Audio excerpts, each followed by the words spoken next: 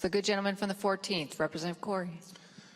Thank you, Madam Speaker. I'm standing up today or this morning or whatever time it is to urge a no vote as well for several reasons. First, the first area I want to talk about is the impact of business.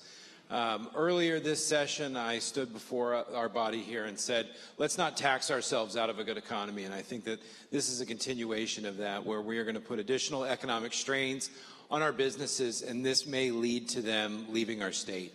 We've seen this in the past with businesses relocating their headquarters, maybe to Chicago, relocating their manufacturing, maybe to South Carolina, and then we have to swoop in and try to provide tax preferences to save those jobs here. And I'm worried we're going to do this here.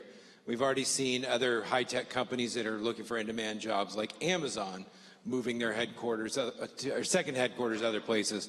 I'm worried that this is going to do this here. Another area is personal responsibility and accountability.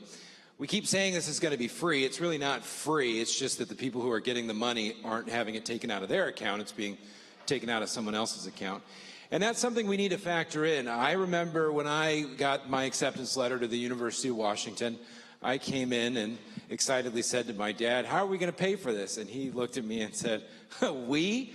You're paying for it. Because he was one of those people where we didn't quite qualify for money from the FAFSA because we made too much, but he had other children to support, and college was an investment in my future, so I paid for it. I cleaned dishes in my dorm, I was a resident advisor, I managed apartment buildings, I did anything I could to make sure that my costs were covered.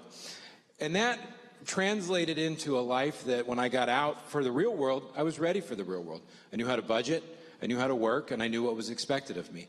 And I'm not saying that kids who are receiving this aren't necessarily going to work or work hard, because I believe they are, but what are they investing in their education? The good gentleman from the 12th a few minutes ago mentioned scholarships. Scholarships usually come with applying, interviewing, having grade requirements, continuing grade requirements. That's work students are doing in order to maintain those funds. In Yakima, we have the Molly Davis Foundation, which is run by the Rotary, by our Rotary Foundation, and it provides 30 to 40 new scholarships every year that are four-year grants for students in our valley. And we do readings and interviews. We look at grades, and they have continued requirements that they have to keep up for that money. That's an investment on their part.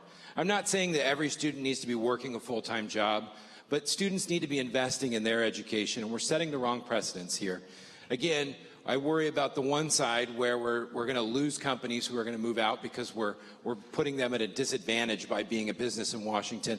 And on the other hand, we're going to set up a system where students aren't going to be invested in their own education, and they're not going to put in the time and energy necessary because there's no consequence to them if they don't. Thank you, Madam Speaker. Please vote no.